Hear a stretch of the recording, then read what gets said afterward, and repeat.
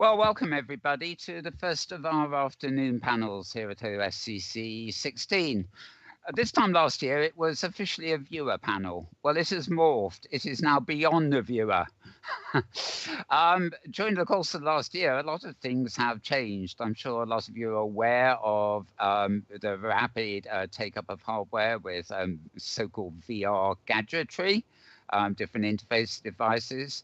You have probably become aware of various other platforms starting up, which are not open simulator-based, sorry. And a compelling question at the moment, really, is that OpenSim here, we're in a good place in many ways because we've got a decade of content.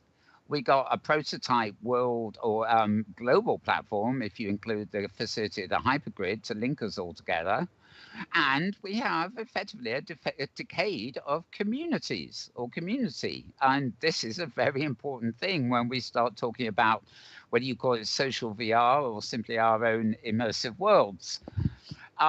So the landscape, as it were, has changed considerably since last year.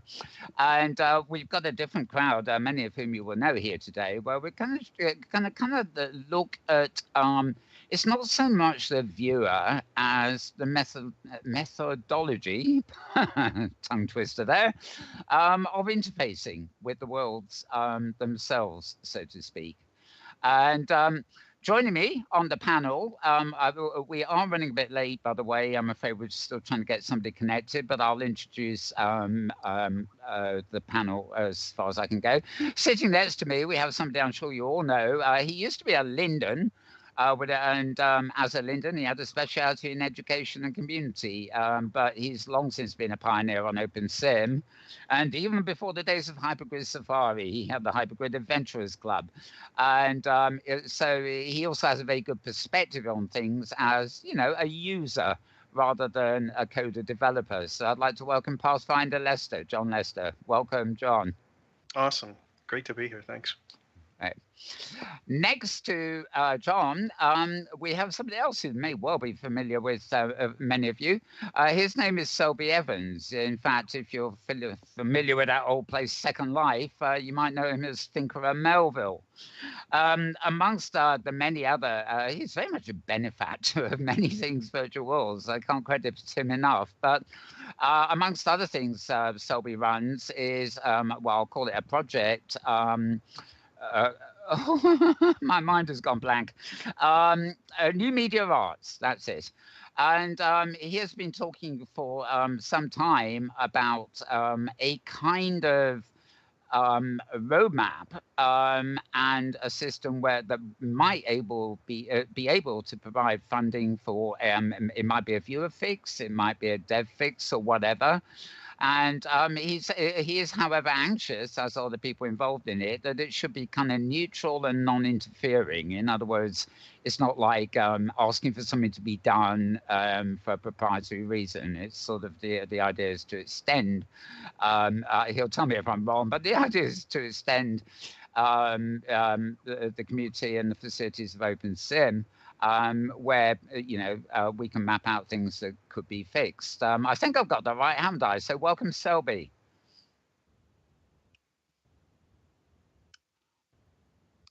I'm not sure.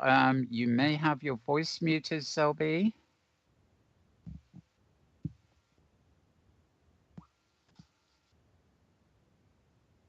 Right. Okay. I'm sorry, folks. We do seem to have a little glitch in the background here. Okay. Joining us at the last minute, I have to say. It's also welcome to somebody else you met earlier.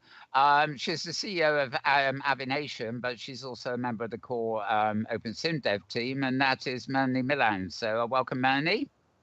Thank you for having me here. And moving over to my other side, I'd welcome another core developer who you met earlier, and that is Crista Lopes. Welcome, Crista. Hello, everybody, again. And I'm so glad you're on the other end there. I'm panicking here. Right. Yeah, Crista, for those of you who don't know already, was the creator of the hypergrid and recently won a wonderful award outside of the OpenSim field for doing just that. Partly.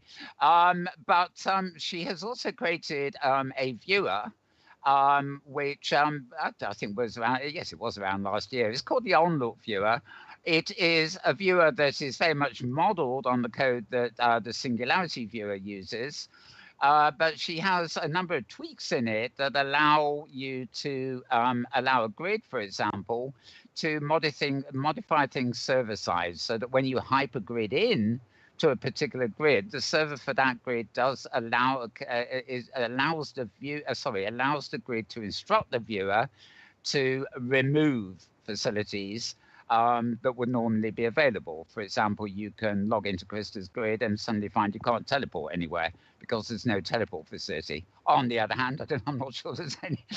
I think you can walk everywhere. But you get the idea. Maybe while I'm trying to get some of the other folk live, as it were, Crista, maybe you'd just like to specifically tell us in principle how the On-Look viewer works. So we will start from a viewer's perspective, as it were.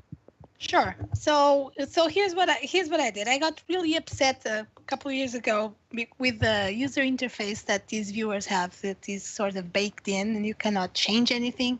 So you basically have this story of the Second Life application that is sort of baked in. And I have been using OpenSim for other completely different purposes. And I would like to be able to customize the user interface and user experience.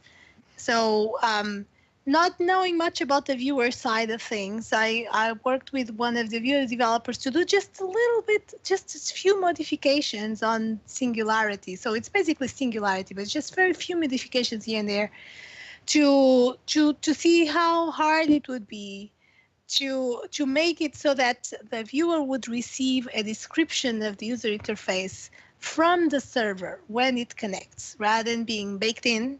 It would be more like the web browser, that you connect to a web server and the web server sends you the UI, which is, the collection of links that you have available to click, and the JavaScript that puts, buttons on your screen and things like that. So that's what I wanted to see, how hard it would be.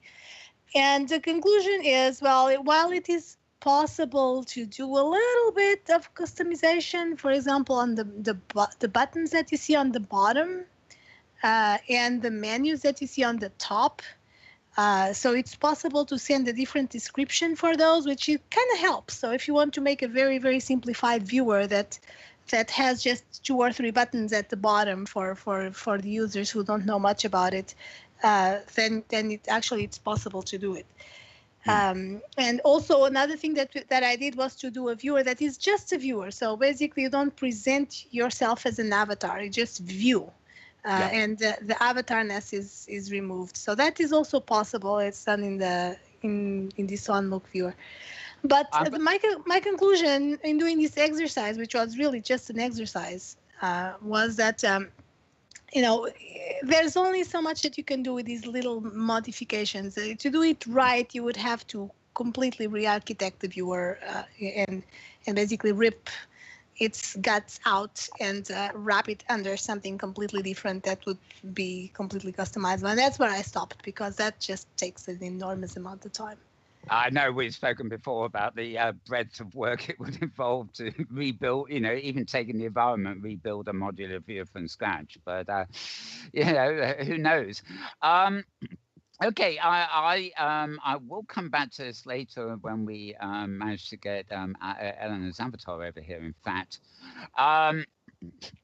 I was quite impressed with the Dreamworld offline viewer, which of course, OpenSim install, which of course by default uses your viewer. And I was able to say hypergrid enable it for visitors, but I was able to actually just click a little button that said no avatar, I believe, so that people could hypergrid in and look around. And I wondered, for people running local simulations connecting to the hypergrid, if there's quite a serious resource saving if they don't actually have an avatar when they log into you.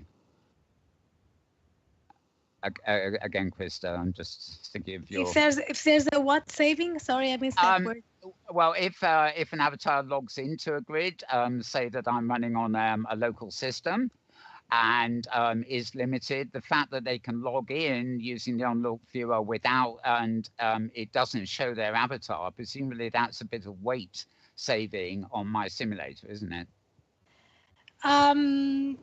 Not quite. The way that we did it, as I said, it's a hack. So it's basically completely viewer side. So the viewer, basically, there's a little switch in there in the code that basically does not render the person's avatar.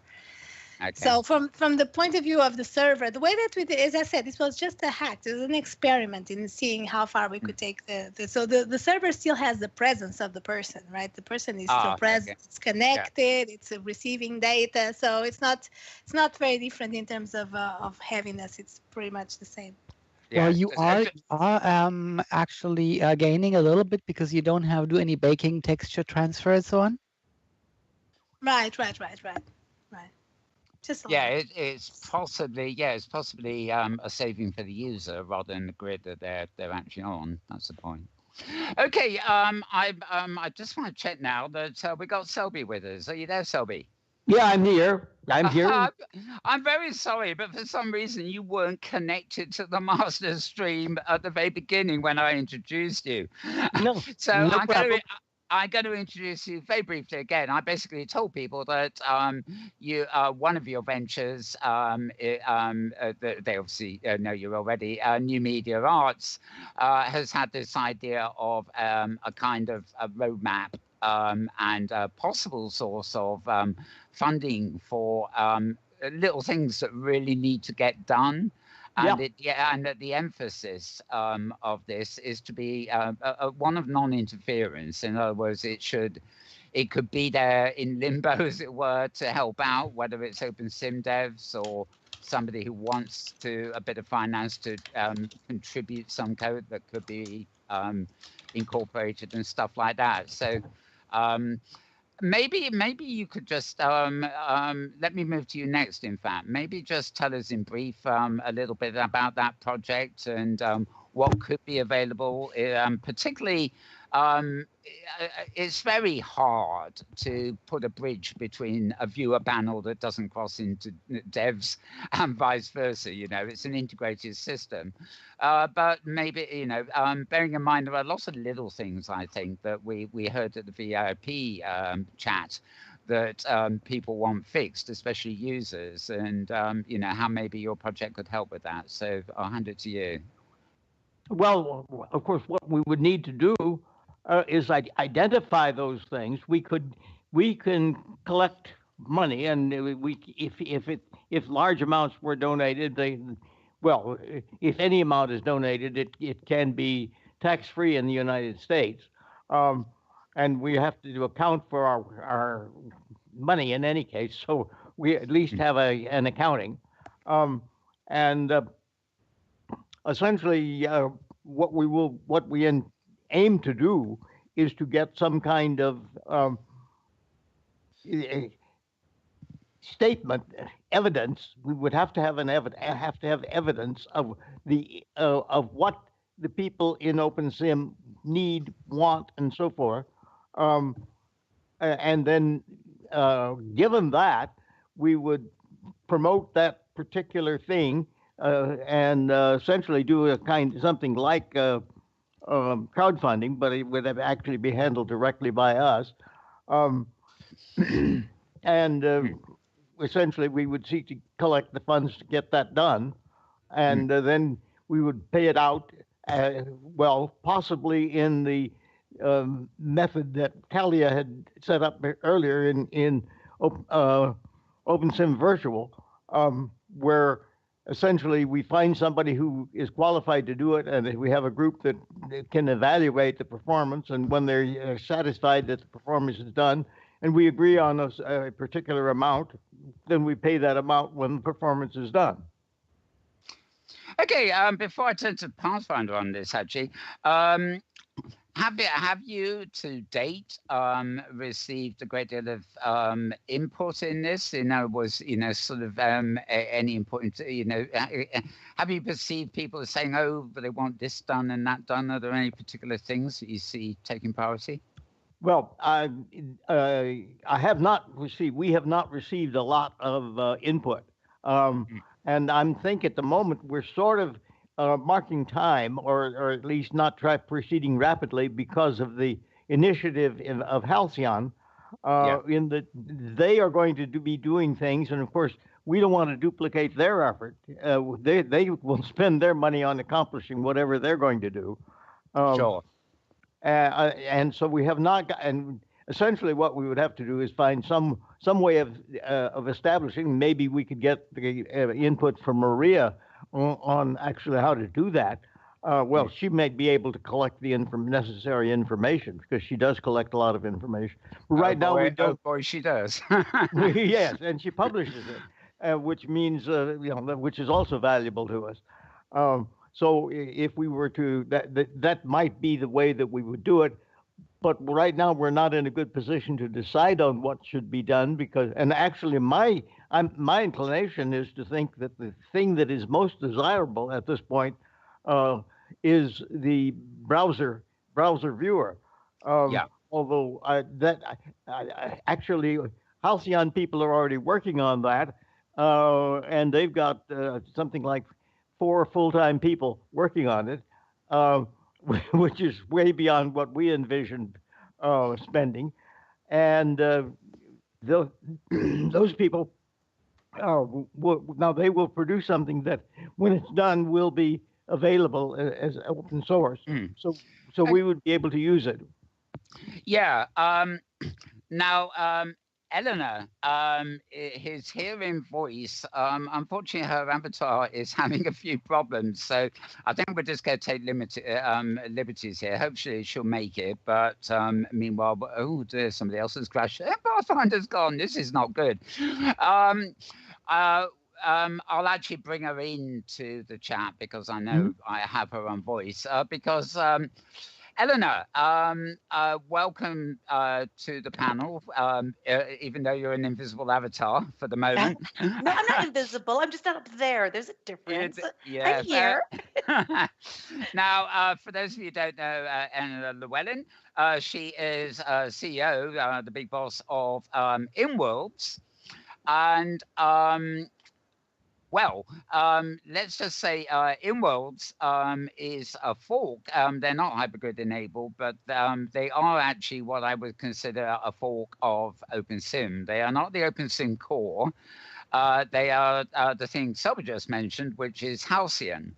And rather like I think there's other things like Ariba Sim. I'm no expert on this, but there are various forks that have moved out from the OpenSim core. But as residents, developers, users of OpenSim, I think we still consider them, from the point of view of this panel anyway, to be part of OpenSim. I mean, there is there's a root there, a common root, so to speak, and as was mentioned earlier in the proceedings today, there's when you look into the future, you actually do have to look at all the possible forks and the ways in which they might be compatible.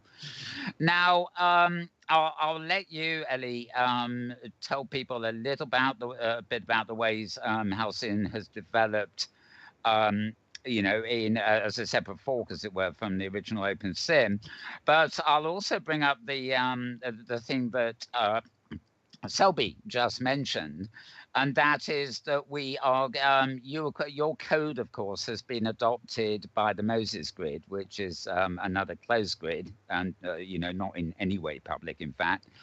And they've adopted your Halcyon code base, I guess is the word, and they have been talking about, and I must say the general feeling here amongst everybody I talk to is both devs and users is we will wait and see.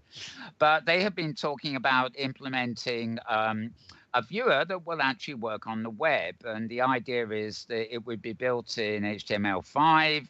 it will use WebGL, I believe it is, and there will be an intermediary thing underneath that interprets any given grid in such a way that it can be loaded into this HTML viewer that will appear on the web. So as far as the future, I'd love it if you covered that too, because when I, forgetting OpenSim's compatibility with, say, other platforms that we'll be talking about later in the afternoon, you can imagine that if we have friends on Facebook at the moment, for example, who've never been into a virtual world and cannot be bothered to download that clumsy client you're talking about, they would love a link they can follow from Facebook that will arrive on a web page, and there is your world ready embedded for them. Oh, it takes care of so many issues all in one. It does. It really does. In so many ways. Yeah. So maybe tell us secondly about that, but maybe first to start off describing how the housing code differs from the core, basically. There's a lot of differences. So originally we started with the groups. When David first came on board, Trank, as everybody knows him, that was really like I had a lot of people coming to me saying, oh, I can do development, I can do development, I can do development, I can help you, I can do all this. So I sort of put people through their paces. And the first thing was groups. It was a simple project, but basically moved away from the OpenSim core back then, of which it used PHP pages and it did all this XML stuff. And I said I want it all within the actual code base. I don't want to have to go outside from this code base. That does not make sense for us to do that. David did it. So that's how David ended up as a founder. My next big one really was the fact that assets, as I watched it, and I've done many websites, et cetera, over the years, storing things in the MySQL just is not good because you can only go bigger, up vertical, basically. So you don't really want to do that. So I said to David, I said, at some point, we're going to have a very, very large problem with assets. And we're going to need to fix that in order to continue to grow. So he said, all right. And we looked at various options of how we were going to deal with that. And so assets actually ended up being completely rewritten from the ground up by David. Then the next thing that we decided to do was our inventory structure, because inventory, of course, is important to every single solitary avatar out there. And unlike most systems or game systems, et cetera, it's unlimited. So how do you provide scalability of an inventory system and still allow them the unlimited availability of it and still fast fetching? So we went with NoSQL Cassandra, and that was written from the ground up as well. Then the last really, really, really big one was physics. We wanted a really good true physics system that we could build and be robust with. And of course, NVIDIA has a really great one that, it's held on the server side. You didn't have to worry about it on the viewer side. And we said, well, let's go with that. So we actually hired Balpine, and he wrote the entire physics for us that we have in InWorld. So there's like some very massive components that we have rewritten from the ground up. And then we've rewritten a lot of the presence and scene graphs, et cetera, just making sure that deadlocks aren't found and that people can actually get to where they want to go to. Although if you ask me about TPs right now, Google Map API, let's not talk about that today because that's just bad. It's funny. I know. I'm pretty sure I know the answer to this question before I ask. But Frank Ruloff in chat just said, "Is it not possible to merge the details into OpenSim?" Okay, well, as we hear from Eleanor, it's a lot more complicated. But is there a future where you could see the core becoming compatible with you and vice versa? No, here's the thing, and Kayaker brings up another one too, another component that we wrote, which was Flux. I didn't even think about Flux because I don't do scripting that often, but Kayaker's right. We completely rewrote the LSL scripting engine from the ground up. So it's called Flux, has Greek origins that David came up with. To bring it in to merge OpenSim to Halcyon would be thousands of man hours. I know on the InWorld side, we don't see a particular reason to dedicate man hours to doing that on our end, which is why we open sourced it. If the OpenSim developers and volunteers wish to do so, that is completely up to them, and it's open source so they can do whatever they want. But we cannot go backwards and reshuffle the way we do things. Our systems work, we know they work, and so we would love to keep them. Okay.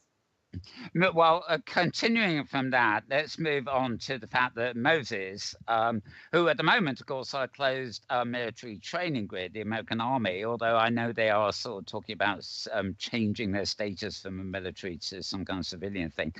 But that aside, we have been hearing that the folks over there are actually working on this HTML WebGL viewer with an intermediary sort of thing that will bring it to the web. Now, of course, the thing that got us all excited is that, right, well, that will allow, a Halcyon-based grid to appear on the web, but all the signs were that the system by which a Halcyon-based grid can be put on the web that way could also be backported so it is the same system with a slightly different code will work for the OpenSim core. In other words, people will be able to get to an regular Open Simulator grid on the web, and then either teleport from within it or change tabs. I don't know what they'll do in terms of traveling metaphors, but how do you see this panning out? Have you do you see Moses? I know you must be in touch with them because of Halcyon. Do you see them getting very close to what they are supposedly doing here? They just had a meeting yesterday, as a matter of fact, that Jim went to, and they're releasing screenshots of their progress on it. They're really excited because, and I have to say we are too. So they get some good feedback from us, and getting it working is going to be important. It's not just going to be for Halcyon, because Moses has made it very clear that yes, OpenSim may have to make minor changes in order to make this web viewer work for them, but they don't plan on closing it off to OpenSim. So it's not just good for in-worlds, it's good for the metaverse as a whole. And that's going to be very cool because Moses obviously is very familiar with OpenSim, and they're also now very familiar with Halcyon. And while they've made the choice to go with Halcyon, they understand both code bases, and they can ensure that the HTML5 and all that works for both systems, or at least fairly close. Again, OpenSim might have to make some changes to it, but they should be able to run with a web viewer. And I think that's going to be really cool because the other side of that is that you hit on early with the Facebook. When I do the advertising and whatnot, I really want to be able to just put in a link that they click and bam, they're there. They're registered, they're there. They don't have to do anything else. It doesn't just help in worlds, it helps, again, the entire metaverse. When you make it that easy for people to come and see who you are and what you do, it just adds that next layer for things. Actually, it gets to where we can say it's sort of beneficial that there has only been a single viewer so far for everyone, because in terms of the web viewer, this means that the range of things that are displayable from any given virtual world, be it Open Simulator, be it Halcyon, is the same. So the rendering core, the entire WebGL portion of such a web viewer would actually be universal at this point. It's only the layer in between that would need adaptation depending on whether it's running on Halcyon, OpenSim, or something else. I certainly think that the possibilities when anything that comes to, easy to load just is there on the web. I've always thought of the web as something inside my world rather than my world being on the web. But, that's nitpicking in a way. What it means really is when you think of worlds being able to go on the web, you are actually already beginning to deal with a protocol we haven't considered yet. The web has underlying protocols that allow everything on the World Wide Web to exist. Virtual worlds don't have that. So if they become part of the web, they will do. And to hark back to what Will Burns talks about, where it's all these platforms and divisions can sort of be they won't necessarily have to be the same. It's just down to the levels with which our viewers, and it may be a web viewer, will be able to interoperate. Maybe we will have a friend system that pops up and goes right across different platforms, whatever. And of course, if you have, let's say you have a high fidelity instance on the web, you might have an instance of OpenSim inside High Fidelity, which again is loaded from the web. So you get this worlds within worlds thing. And it sounds very complex and rather messy, but I do see it as opening up opportunities of sorts. Let's bring Pathfinder into this. You've been silent a bit so far, Pathfinder. Your feelings on this, really? You are very much a user, but you've been involved in a lot of things. And of course, back in your Action Grid days, you were involved with Jibe, which is a forerunner of some of the Unity stuff that's been done. How do you feel about this, merging of worlds and possible interfaces? Tough question, eh? Yeah, yes, that's a nice, simple question. Yeah. Well, I think a few things. First of all, the fact is that virtual worlds are immersive, and I don't mean that just visually or emotionally, but attention immersive, right? It's, yes, you can do other things while you're in a virtual world, but it's really obvious if you're trying to have any kind of interactions with people in a virtual world that you're doing other things. So by their nature, the way you get the most out of a 3D immersive environment is if your attention is focused on it. And I think the challenge with things that are everything embedded in web pages is that when people are, I challenge everyone here to tell me that they've got a web browser open with one page open. How many tabs you have open? And I guarantee that over half of the people here have tabs that scroll, right? So there are tabs way on the left that you haven't seen for years, but they're still open, and because you think you may go back to it, right? You don't want to close it, you might go back to it. So the web, by its fundamental nature, is really a very, very continuous partial attention between different things. And a big challenge we often had with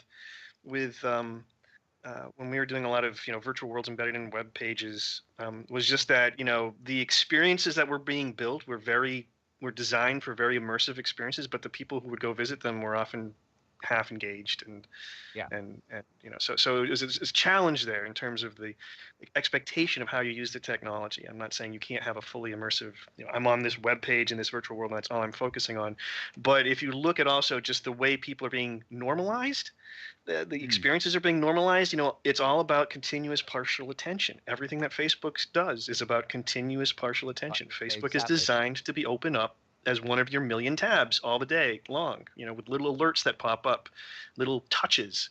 Right now, it's all about web. It's all about web systems, things embedded in web systems, sending you little pop-ups saying like, oh, would you like to have? Here's a notification from LinkedIn. Here's a notification from your Gmail. Here's a notification from Facebook. Yeah.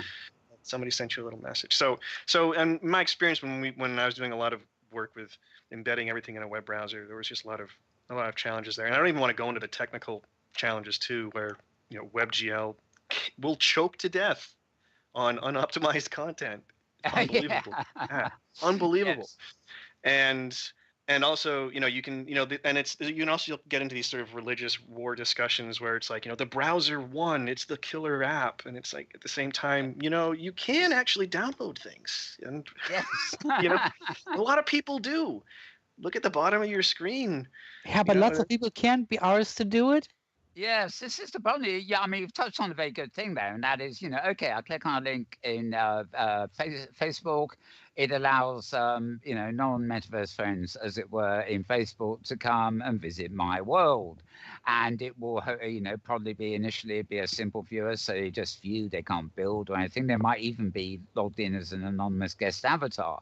And it may seem simple, but as you say, if they click a link in Facebook, I guess they're probably still in a Facebook iframe of some sort when they get there, and there will be endless things to distract them. My hope, of course, is that when you have something on the web that is lightweight, that can give people the experience to explore or attend an event, then when they get into it, they may then move to download a serious viewer. I agree. And there are models you can see, like Slack is a great example of that. A lot of people use the web-based version of Slack, and then when you really start using Slack, you download the desktop client. Everybody, that's how it works. And I think Lear Lobo just brought up, she summed it up. It's about having browser-based viewers for the introduction, the casual engagement. But then if you want a real immersive environment, especially if you're going to be creating content and so forth, and then a full-blown, I think, desktop application is required. But I think one thing I want to add to the discussion too is just that it's really important, I think, to start talking about, or at least keep in mind always, that we're not just talking about technical issues we're solving. There are all these really important social aspects to all of this that are just becoming more and more critical. And I know, for example, with the hypergrid in particular now, as it's growing, and as someone who's been, I started the Hypergrid Adventurers Club in 2010, so that's like almost that's like 7 years ago basically now almost. It's about the people connecting with each other and having a technology that supports just people communicating with each other, because that is so crucial to move all of this forward in any way, shape, or form. And so I really can't stress enough that I think a high priority has to be like, well, whatever we're building, as long as we have really good tools to make sure the people can communicate. And by communicate, I mean, at the very least, have text chat, have the ability to communicate synchronously and asynchronously, and to join groups or some mechanisms of affinity and shared experience, shared knowledge in these little shared groups.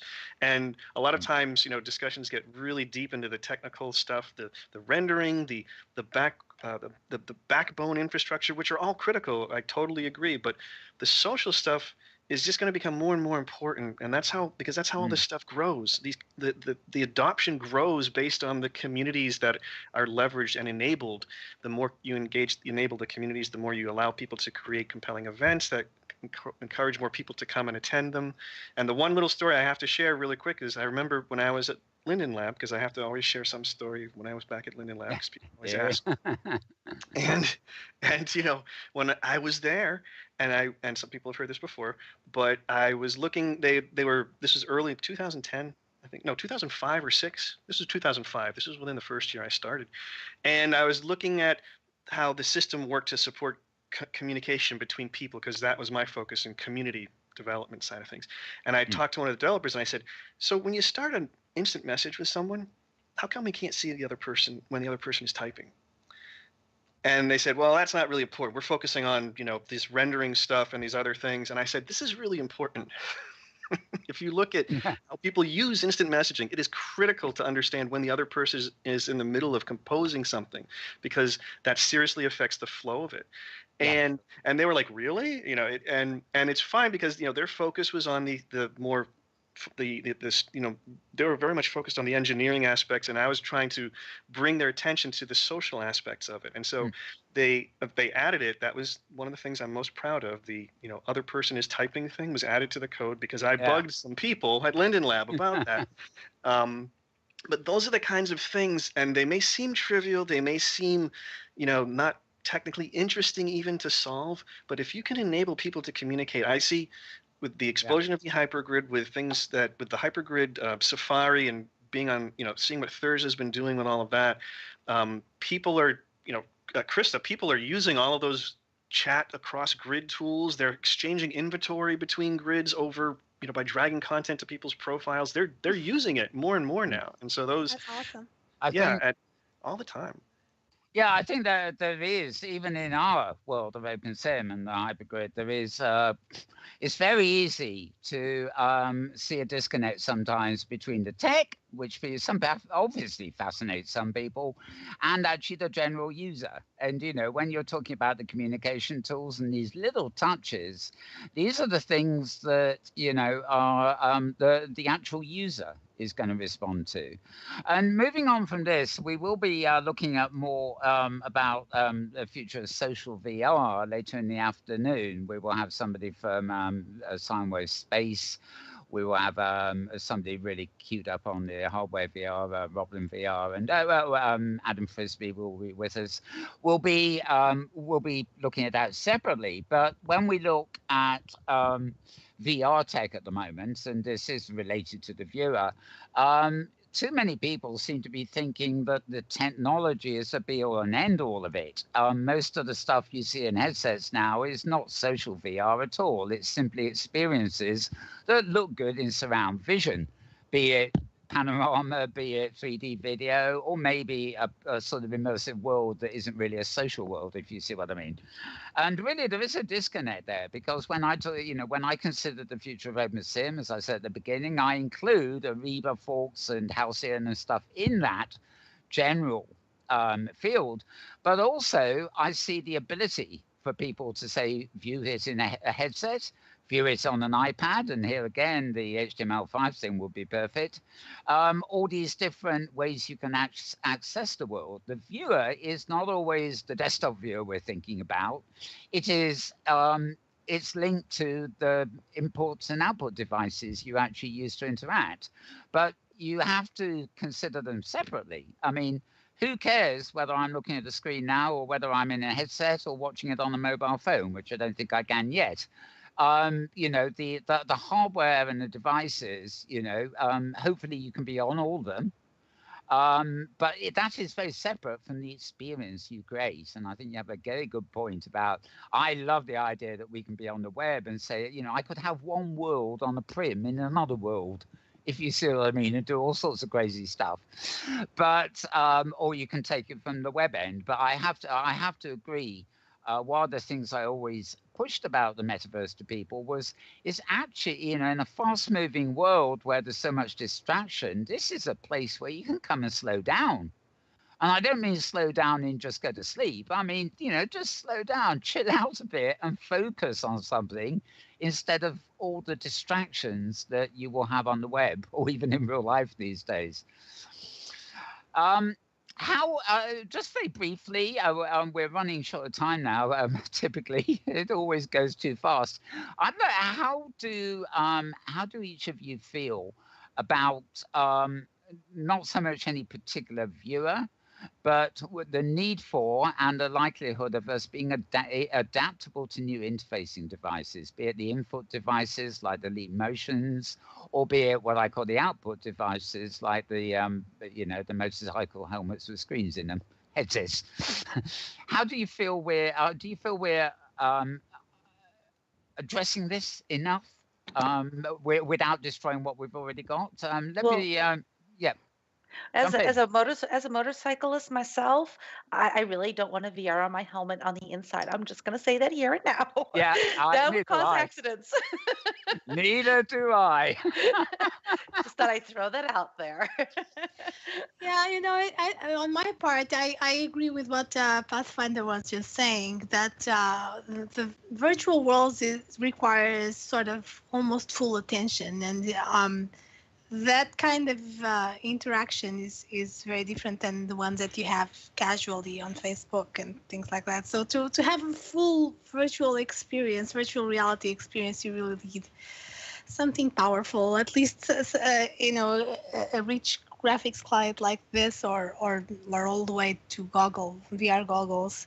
But other than for little demos at very specific niches of uses of 3D modeling, I'm just not seeing, a lot of interesting on these things working on tablets and mobile phones and things like that. Other than just for show off to investors or something. But it really doesn't quite do for me what some of the richer clients do. I think so. But personally, actually, I'm most impressed with the big size iPad I've got these days. I could actually see myself coming in world on that, but. I always like to think that 80% immersion is fine, but I like to be able to hear what's going on around me and see and things, rather than be encapsulated in the full fiction. Selby, any thoughts on this? I don't have any real strong opinion on the new media kinds of things, the new viewers and so forth. I'm just in the wait and see. I recall. Well, you understand. I'm really old, and I recall. I think I could go back through at least 4 occasions where 3D was going to revolutionize movies. Oh gosh, yes. There were numbers of various kinds of glasses you could go. And I recall that I don't recall the origin of the stereopticon, but I do recall that it was back a couple of centuries ago.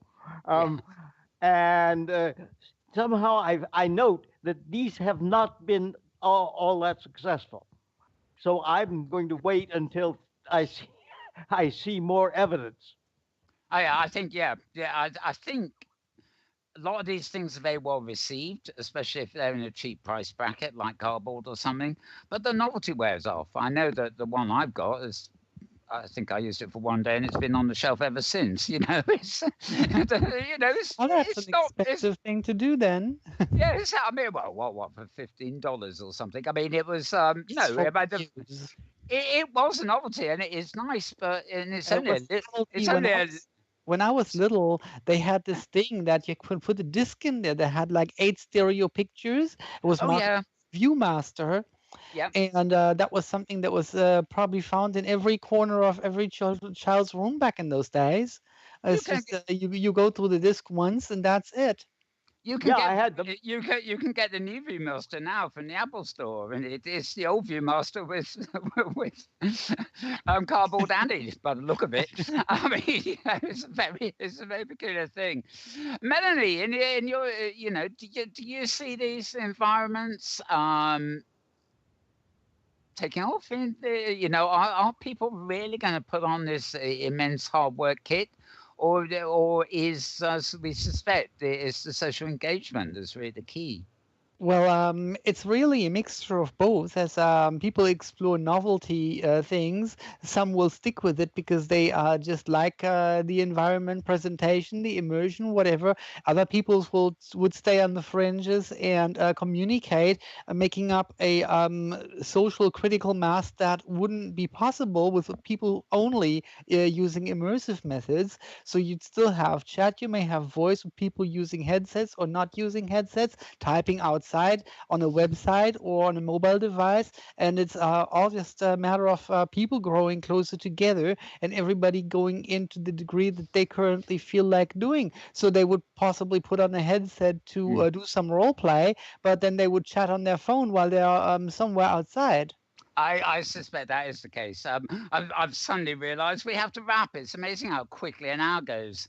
But we will be having another panel later in the afternoon that I'm actually hosting, where we will be looking at other social worlds. Although we will be doing it from an open sim perspective. The people on that panel are very seasoned Second Life and OpenSim operators, despite what might appear to be their current status. I love the way. I've missed it, haven't I? Thursday just said something I was going to wrap up with here in chat, but the chat's going wild and scrolling down so fast I can't see it. Okay, well, I'm afraid we have to wrap this panel. It has been wonderful. It's like all these things, you start, you can't believe an hour's gone, and there's a lot to do, more to talk about. If you would like to chat with anybody here, I don't know in terms of other things on the agenda following us, how many of us have to still be here and how many of us can be in the booth. We're in a booth fairly near the beginning of the pathways over on the Expo Zone. And you can even click on the little camera there to make an NPC of yourself. But I'm going to, hopefully some of us can actually get over there without being called back here and sort of entertain you. And as I say, we have another panel coming up later on, which is looking at social VR. So with that, I'd like to thank you all for listening, watching, whatever. And I guess until next year's Beyond the Viewer panel, it's goodbye. So thank you, everybody.